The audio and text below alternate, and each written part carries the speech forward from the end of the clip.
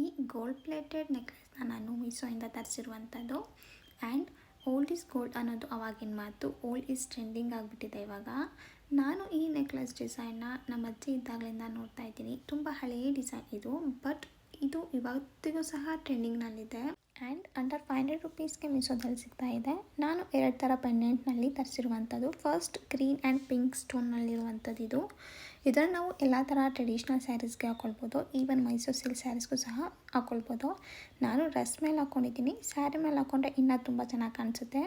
ಇವಾಗೆಲ್ಲ maternity photoshoot and pre wedding ಫೋಟೋಶೂಟ್ಗೆಲ್ಲ vintage ಲುಕ್ನ ಕ್ರಿಯೇಟ್ ಮಾಡಿ ಫೋಟೋಶೂಟ್ ಮಾಡಿಸ್ತಾರೆ.